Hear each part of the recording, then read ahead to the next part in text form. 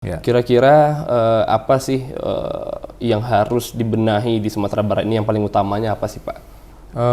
Sesungguhnya banyak ya. Pak. Kita tidak harus punya sesuatu yang mungkin ya membuat kita bangga ya. Kayak Bukit Tinggi dengan jam gadangnya, ikon jam gadangnya.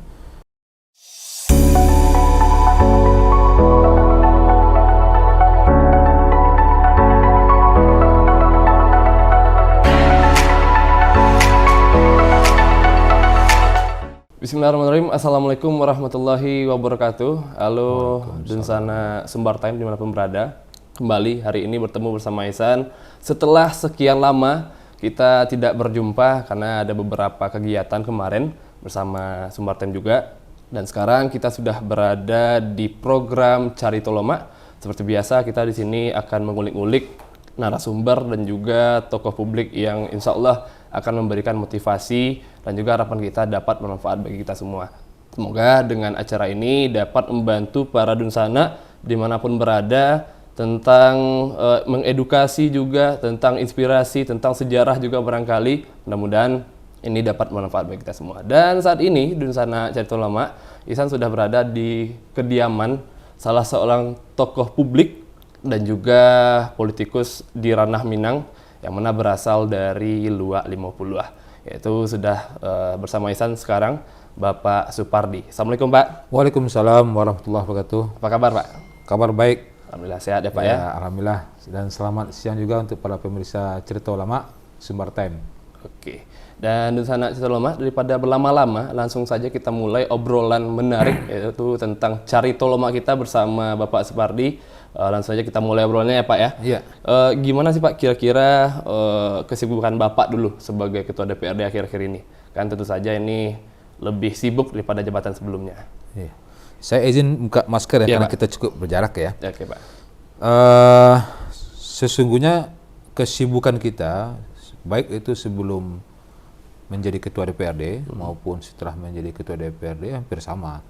Nggak begitu terjadi peningkatan yang cukup signifikan. Hanya saja mungkin bedanya itu nuansanya. Oke. Ya. Kemarin itu kita sebagai anggota tentu lebih banyak pada tataran teknik ya. Kalau sekarang sebagai pimpinan tentu kita lebih banyak pada tataran kebijakan. Oke. Jadi kalau intensitas kesibukan serasa nggak begitu. Sama aja ya Pak Sama ya? aja. Dari pagi kita sampai emang sore. dari dulu juga sudah diterpa juga dengan berbagai kegiatan-kegiatan seperti ini 24 jam. Oke, bisa dijelaskan barangkali Pak lebih detailnya kepada masyarakat Sumatera Barat khususnya, Ya. apa aja sih kerjaan sebagai Ketua DPRD itu gitu Pak? Yang jelas Ketua DPRD atau pimpinan DPRD itu kan bekerja secara kolektif dan kolegial. Oke. Ya, beda dengan kepala daerah tentunya. Dan DPRD tentu keputusan akhir politiknya itu berada di paripurna. Jadi kita memfasilitasi sebagai mediator ya terhadap perjalanan dari DPRD itu sendiri. Oke. Nah, dari berbagai fungsi yang diamanatkan oleh undang-undang, tentu pimpinan DPRD punya tanggung jawab yang besar ya, bisa mengarahkan dan menjalankan roda legislatif ini sesuai dengan aturan-aturan yang ada, termasuk juga tentang masalah fungsi kita sebagai budgeting, sebagai fungsi kita pengawasan, dan juga fungsi kita sebagai legislatif ya, membuat perda dan sebagainya. Tentu kita yang paling bertanggung jawab ya terhadap target-target yang telah disepakati di dalam Renstra DPRD itu sendiri. Nah, fungsinya seperti itu, tapi tetap DPRD itu berjalan mengambil keputusan itu secara kolektif dan kolegial. Oke, siap. Berarti secara kolektif dan kolegial. Tentu Ya. saja dihadapkan dengan masyarakat secara umum itu Sumatera Barat ya Pak ya? Ya, apalagi kalau kita di provinsi itu kan ada 65 orang anggota DPRD. 65. Sebenarnya. Artinya 65 macam pula pola pikir mereka masing-masing. Karena mereka tentu tidak akan bisa kita olah menjadi satu ya, sebuah kesimpulan ya, beda dengan gubernur. Gubernur sebagai kepala daerah, dia kalau bilang A ya A semua. Oke. Ya, sampai ke PDA. Tapi kalau DPRD tidak ya. Kalau kita bilang A belum tentu anggota A. Ya. Bisa jadi B. Nah, memfasilitasi ini yang mungkin ya, yang punya ilmu yang harus yang harus agak ekstra bagi kita secara bersama-sama. Karena dari 65 anggota DPRD punya kerenah sendiri, punya basic sendiri, punya ilmu sendiri, yang itu semua kita kolaborasikan untuk bisa mencapai sebuah tujuan sesuai dengan fungsi DPRD. Ya, itu sebagai perwakilan dari rakyat. Nah, ya, ya, Pak, ya. Dan tentu saja Pak, kita sebagai Dewan Perwakilan Rakyat dan Bapak sebagai orang nomor 1 di sana, kira-kira apa aja hal-hal yang paling berkesan menurut Bapak sewaktu berhadapan dengan masyarakat, suatu rapat dan lain-lain? Ya, kita di DPRD sudah 4 periode ya. Oke. 4 periode dengan ini, 1 periode di Kota Payakumbuh dan 3 periode di DPRD Provinsi. Jadi masalah kesan itu hampir sama sih sesungguhnya, tidak akan jauh berbeda ya, bahwasanya kita datang ke masyarakat, mereka melihat wah ini anggota DPRD nih, duit nih, ada ini sebagainya. Kadang-kadang bukan kewenangan kita, masyarakat nggak mau tahu, tetap disampaikan kepada kita. Nah tentu kita punya kewajiban untuk tetap menampung. Apakah itu kewenangan kita atau tidak, itu persoalan lain. Nah, apalagi dengan posisi kita sebagai ketua, tentu lebih berat lagi, ya, bukan masalah intensitasnya, tapi masalah kehadiran kita di sana, ya.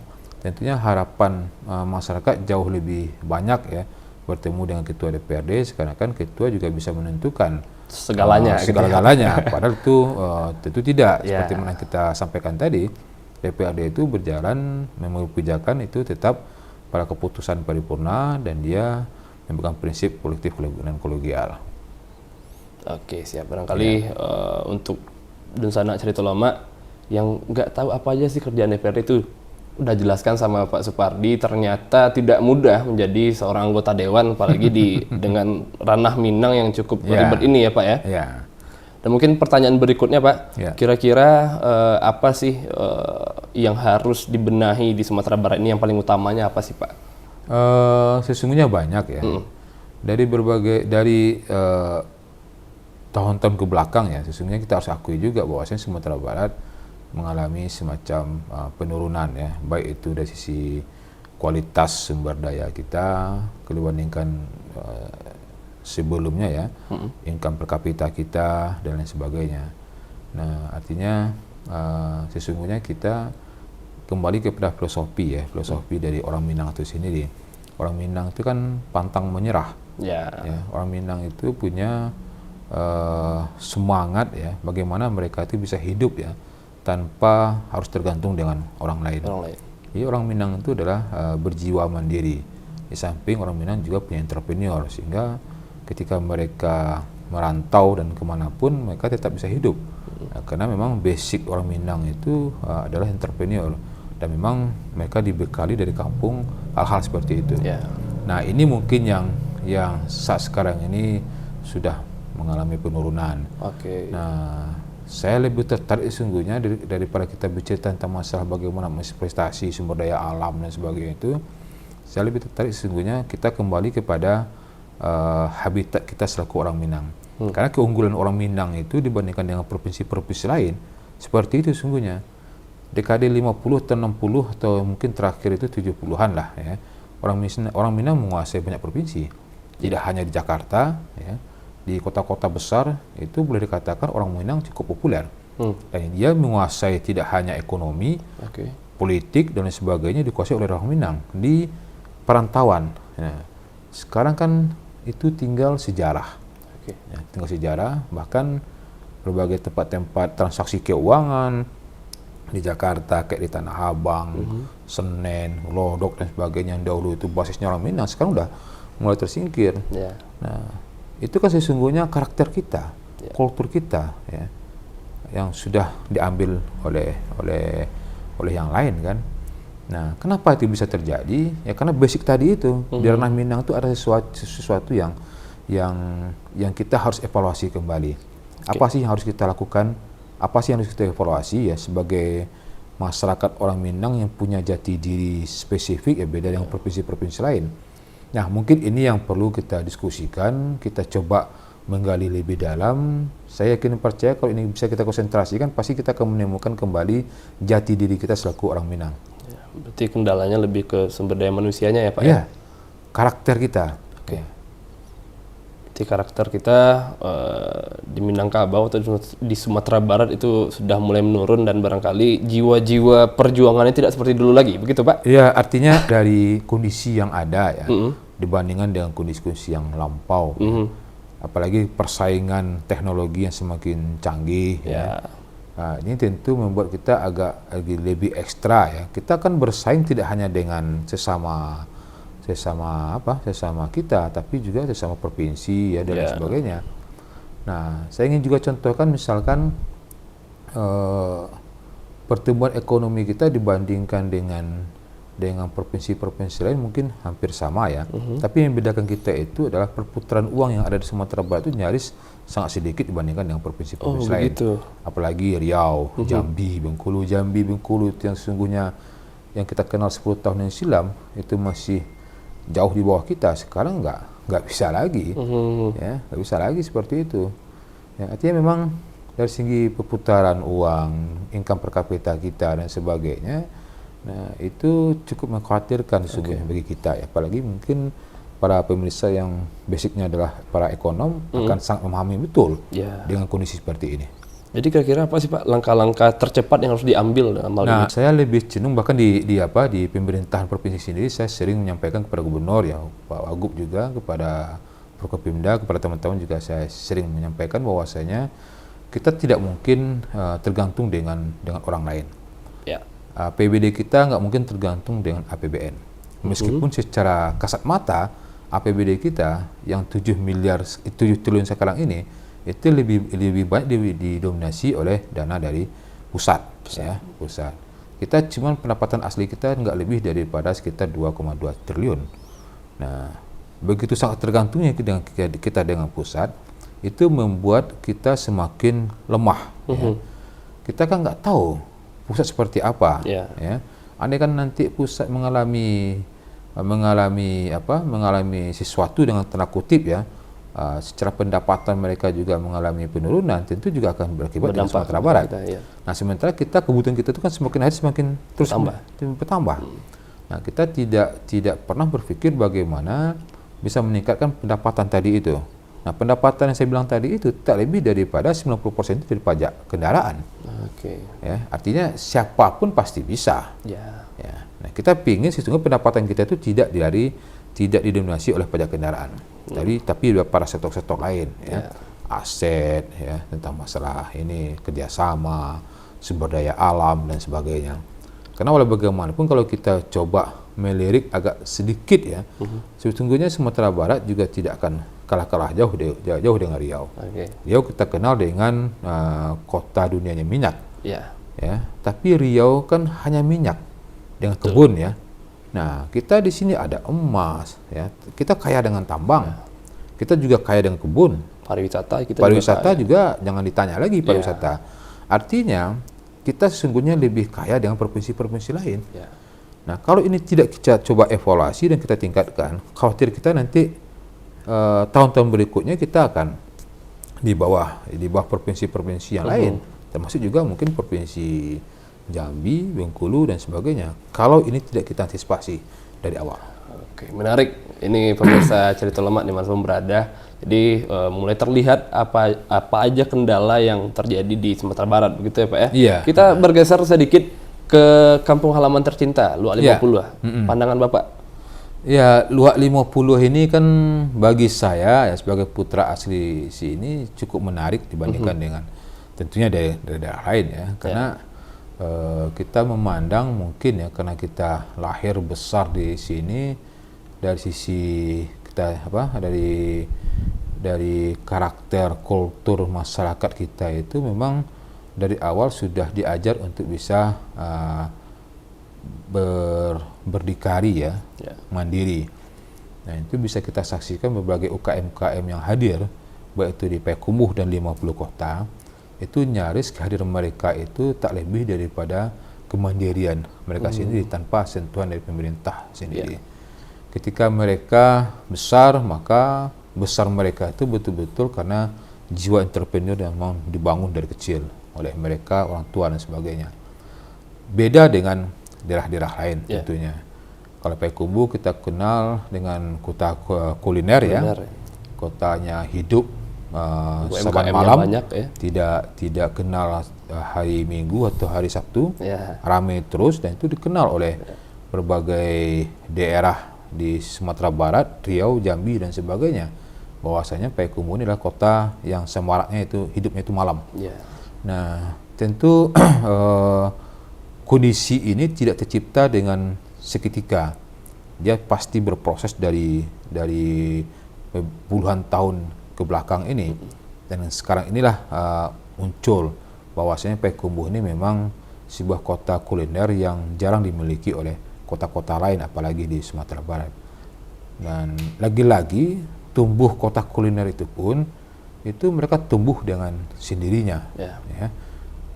Kita juga pastikan bisa disurvey nanti berbagai KP-KP muncul ya. Mereka tumbuh dengan kemampuan dia. Ya. Meskipun tidak ada bimbingan dari berbagai pihak, tapi mereka eksis dengan kemampuan. Payakumbuh juga sebuah kota seniman. Ya. Kata orang banyak. Bandungnya Jawa Barat itu ya Pak ya? Atau mungkin bisa jadi dibalikkan, kata orang Payakumbuh itu Bandung itu lebih banyak mungkin berkiblat ke Payakumbuh. Gitu. Karena sejarah pun kita nggak bisa menafikan Luak 50 ini gudangnya para seniman. Nah, pada hari ini juga kita harus memperingati 100 hari Khairul Anwar kan. Artinya berbagai kelebihan-kelebihan Payakumbuh itu sesungguhnya tidak dimiliki oleh daerah-daerah lain. Kota seniman, kota kuliner, kota UKM dan sebagainya. Nah, saya rasa inilah yang menghidupkan kota kita selama ini. Itu menarik bagi kita. Beda kalau kita di Padang ya, atau di Bukit Tinggi atau di daerah lain ya jam 9 malam udah tutup semua. Kalau kita kelaparan tengah malam susah untuk cari makan. Ya. Tapi kalau di Payakumbuh semakin malam semakin mudah untuk kita cari makan. Semakin subuh semakin gampang. Dan alhamdulillah itu aman. Aman. Nyaris kita jarang mendengar ada masyarakat kita yang datang dari luar daerah menikmati kuliner Payakumbuh terus terjadi apa-apa ya. Itu kita sangat jarang betul mendengarnya. Nah, keamanan itu pun kan tercipta dari sebuah proses yang dari awal memang sudah kita alami. Artinya masyarakat kita nggak neko-neko. Nggak ribet dan mereka nggak usil dengan para pendatang-pendatang yang ada. Nah, ini juga merupakan keunggulan dari kota Payakumbuh. Ini plusnya Pak ya. Oke, kira-kira dengan begitu banyak keunggulan, pengembangan apa yang harus dilakukan untuk kota Payakumbuh ini Pak? Kita tidak harus punya sesuatu yang mungkin ya membuat kita bangga ya. Kayak Bukit Tinggi dengan jam gadangnya, ikon jam gadangnya, atau mungkin Jogja ya dengan brandnya itu sebagai kota wisata ya, pendidikan, atau Bali dengan kotanya pantai yang indah dan sebagainya. Ya, Payakumbuh tidak harus memiliki seperti itu ya, tapi Payakumbuh cukup bisa memanfaatkan peluang-peluang dari daerah-daerah lain untuk bisa dikembangkan di Payakumbuh. Jadi kan Payakumbuh itu sebagai kota transit ya bagi mereka yang datang dari Riau ke Sumbar dan sebagainya, dan jadikan juga Payakumbuh itu sebagai kota tujuan ya, seperti mana yang telah kita sampaikan tadi itu. Artinya bercerita tentang masalah kuliner, di otak orang itu ingat Payakumbuh. Bercerita orang tentang masalah seniman, di otak masyarakat kita itu Payakumbuh. Rasanya kurang afdal orang Jawa atau orang manapun datang ke Sumatera Barat kalau belum singgah ke Payakumbuh. Nah, ini mungkin yang harus kita ciptakan, ketergantungan orang untuk datang ke Payakumbuh dari 50 kota. Saya yakin percaya kalau sebuah hal itu kita poles sedemikian rupa, tanpa menghilangkan identitasnya sebagai sebuah kota wisata yang berada di ranah Minang, dengan tanda kutip ranah Minang ya, bukan di Eropa ya, bukan di Korea ya, di ranah Minang, maka harau itu untuk sekian ratus tahun yang akan datang tetap akan diminati oleh masyarakat manapun. kalau kita poles ya. Yeah. Tapi kalau seandainya Harau itu disulap menjadi kota bayang-bayang ya dari sebuah daerah lain, ya, saya yakin percaya ke depan dia akan kehilangan identitasnya sebagai kota Harau, daerah Harau yang punya kultur yang berbeda. Yeah. Kita tidak hanya menjual alam Haraunya, tapi kita juga menjual tradisi, budaya orang Luak 50 yang ada di situ. Nah, bagaimana mungkin kita bisa menjual budaya adat kita di sana kalau yang disaksikan oleh masyarakat luar itu adalah budaya luar gedung-gedung yang bahkan tidak ada rumah gadangnya di sana, gitu kan? Nah, ini perlu saya rasa kita evaluasi kembali. Siap. Luar biasa Dunsana Cerita Lama. Sekarang kita sedikit beralih ya dari Sumbar ke Payakumbuh, dan dari Payakumbuh kita beralih kepada soal industri musik. Nah, ini kabarnya ya Pak, kami semalam review-review menonton video Bapak di YouTube. Ternyata sudah beralih ke dunia industri musik. Nah, ini gimana ceritanya nih Pak? Saya sesungguhnya bukan musisi ya, jauh lah ya. Pasti teman-teman yang kenal dengan saya di Payakumbuh cukup banyak, dan mereka pasti juga heran ya. Selama ini saya nggak pernah masuk ke dunia hal seperti itu. Tapi saya selama ini cukup menikmati ya seniman-seniman kita. Kita dekat dengan para seniman apapun, seni rupa, seni tari dan sebagainya, kita sangat dekat di Payakumbuh ini. Nah, untuk musik ini kebetulan karena memang dari sela-sela kesibukan kita di DPRD, ini pasca waktu pandemi 2020 di Padang itu, karena COVID itu sangat menyengsarakan masyarakat kita di awal-awal itu, banyak para seniman-seniman ketika itu yang merasa punya beban yang luar biasa, karena mereka nggak bisa lagi tampil, hotel-hotel tutup, kafe-kafe tutup, pencaharian mereka nyaris putus sama sekali, sementara tanggungan mereka cukup luar biasa. Maka ketika kita diangkat menjadi ketua DPRD, kita coba fasilitasi para seniman-seniman Kota Padang itu untuk diskusi-diskusi di rumah, ya kita coba patungan, ya bantu beras, bantu sembako dan sebagainya. Karena seniman tentu mereka itu gatal tangannya kalau nggak main gitar, ya. Nggak berkarya lah. Nggak berkarya ya. Maka kita juga fasilitasi mereka untuk tetap eksis di bidang itu, meskipun di rumah dinas ya, meskipun tanpa penonton. Tetap mereka eksis dan lain sebagainya. Sehingga ketika itu karena kita sering bergaul dengan para musisi-musisi ya, ya sedikit-sedikit terbawa arus juga. Terus ada senior kita juga, orang Luak 50 juga, Pak Husin Daruhan, yang nggak asing lagi di Kota Payakumbuh, pencipta lagu Minang dan sebagainya, mencoba membimbing ya, mengajari, termasuk juga Pak Sekri Buniman ya, musisi pencipta lagu Minang yang juga sudah ke Sohor. Ya, orang-orang inilah yang sesungguhnya membuat kita menambah hobi ya, yang selama ini jauh ya, sekarang menjadi ini. Jadi seorang musisi penyanyi gitu ya Pak ya.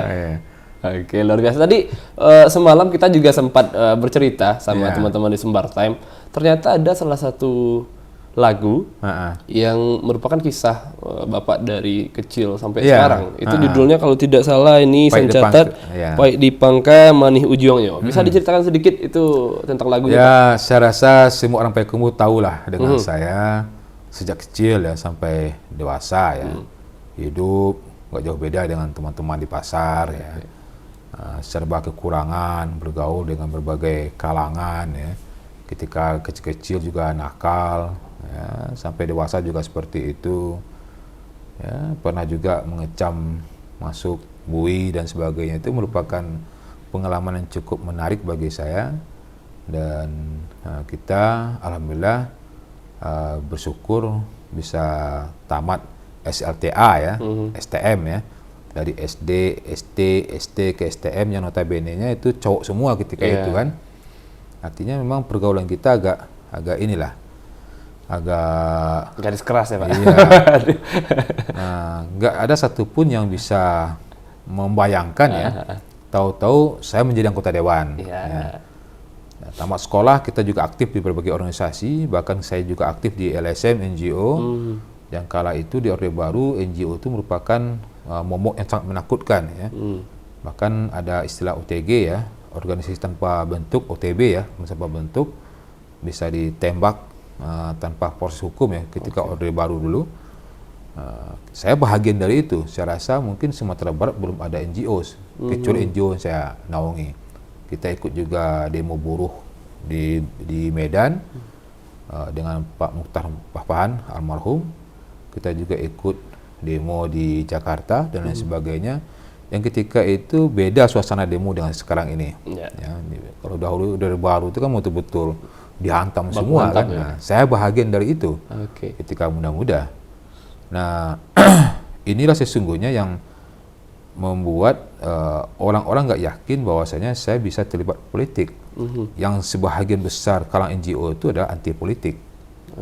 Nah, tapi kita tahu itu berubah total karena saya sering berdiskusi, dibimbing oleh para orang tua kita di Payakumbuh ketika itu, baik itu Bapak Haji C. Israr, Bapak almarhum Tamrin Manan dan lain sebagainya. Nah, inilah yang merubah pola pikir saya yang dari yang berhaluan keras ini menjadi ini politik ya. Dan sampai hari ini. Nah, lagu yang diciptakan tadi itu oleh Pak Husin Daruhan itu sungguhnya mengkisahkan seperti itu. Kisah dari tadi itu menjadi sebuah lagu gitu ya Pak ya. Hidup di pasar tidak hanya di Payakumbuh ya, di negeri orang juga saya hidup ya, meskipun hanya ya sekedar hidup lah. Nah, orang makan 3 kali sehari, kita cukup 1 kali sehari. Ya, orang mandi 2 kali, kita cukup 1 kali. Nah, tapi happy kan? Nah, kita sama teman-teman juga menikmati itu. Ya kan miskinnya orang nggak ngelirik kita, sering kena ini itu dan sebagainya. Nah, sesungguhnya itu pun menjadi modal bagi kita di DPRD ya. Ya, itu modal kita. Tidak setiap orang yang mungkin kita lihat secara kasat mata itu tidak berguna, sesungguhnya pada saat nanti pasti dia yang paling sangat berguna untuk kita.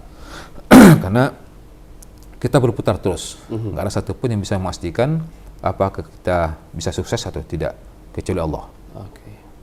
Gitu. Luar biasa Dunsana Cerita Lama. Ternyata ada kisah di balik sebuah lagu yang dinyanyikan oleh Pak Supardi ya. Memang di pangkal itu biasanya pahit ya Pak ya, namun ujungnya alhamdulillah sudah manis sekarang. Amin.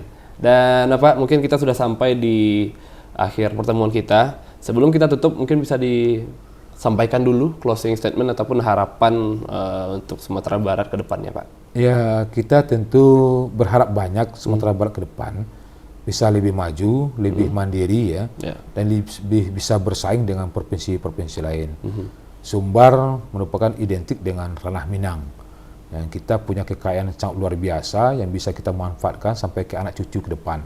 Nah, tentunya semua itu harus kita kelola secara baik, manajemen yang bagus, sehingga ini bisa membuat Sumatera Barat bisa menjadi daerah yang menjadi pilihan utama bagi orang untuk datang ke Sumatera Barat.